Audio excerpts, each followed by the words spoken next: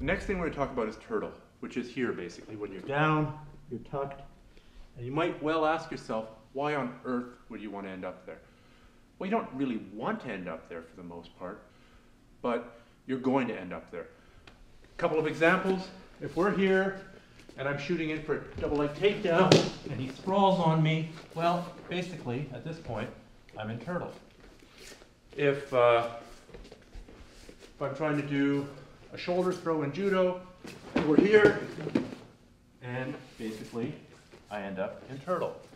We already covered how you might use the turtle to avoid having your guard passed, or how you might end up in turtle when you're escaping from side mount. So it is a position that you'll end up in again and again. So I hope by now you recognize that if you're in turtle, if you're on the bottom, don't worry, not all is lost. There's ways to get out. Here are some of the ways to put your opponent back in your guard and to otherwise change the situation. If we're here, I'm protecting. I'm going to try and block his knee here. This is so that he can't come forward. If I don't do this and I start doing my move, he can just circle to the head. And I have to start again. So come back, please.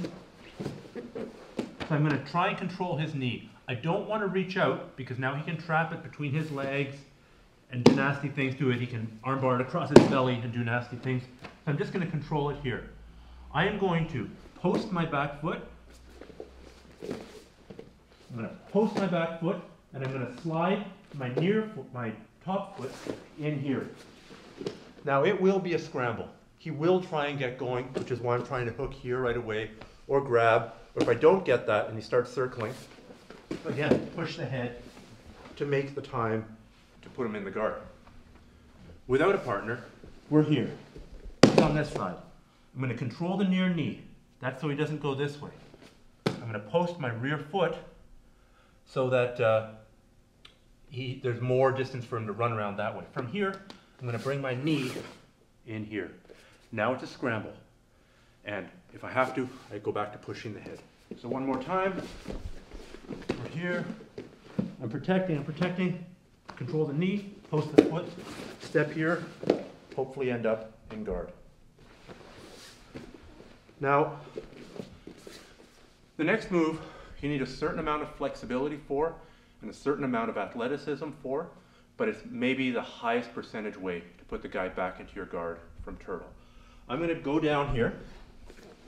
Instead of turning into Don this way, like I did the other way, I'm going to turn the wrong way. I'm going to put my head out that way. From here, I'm going to take the foot that's far away from him and swing it in a big circle on the floor. We're here. And I end up in the guard. That move is kind of similar to some wrestling moves called a Granby roll, but here it is again from a different angle. I'm here, put my head away, and I roll over my shoulders. What it looks like without a partner is here. My opponent's on this side. I put my head away here, and I roll up onto my shoulders, put him back in the guard.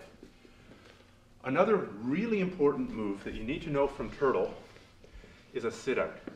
Anytime that we're head-to-head here, and I get the sense that he's reaching over my arm here, right here, or going over my arms with both hands and just grabbing my belly. At this point I have what's called a sit-out. So we're here, I'm going to post my foot, and I'm going to try and elbow him as hard as I can in the armpit. Here.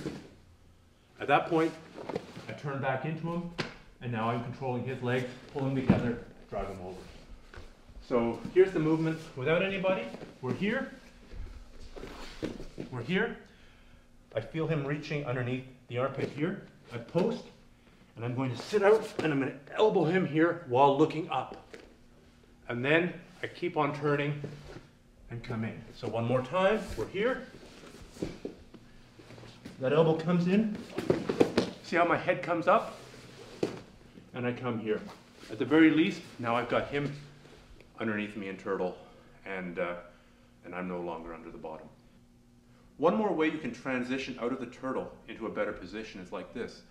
I'm going to be here, and I'm really going to protect the side that's on my opponent's That's towards my opponent. I don't want to get choked. In doing that, I'm going to leave a bit of space here. And hopefully he grabs my wrist, or I grab his wrist. Now I'm going to tuck that down towards my belly, and I'm going to come closer to him, and I'm going to roll here. I keep on rolling here. I control the hips, and then I turn in and control him in side mount. From another angle, we're here. I'm super defending my left side. I'm leaving my right side open. I come and control the wrist. Now I bring my legs towards him. I don't just roll here. I try and scoop my hips underneath him and go here. I don't want to stay here. I want to keep on turning.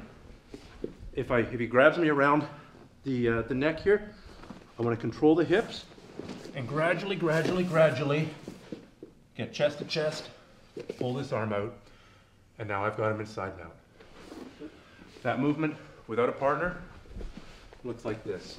I'm defending, leaving this open, capture the wrist, stuff it down a bit, hop my hips in, roll, come up and control the hips, gradually fight to side mount, pull that arm out, and stabilize the top position.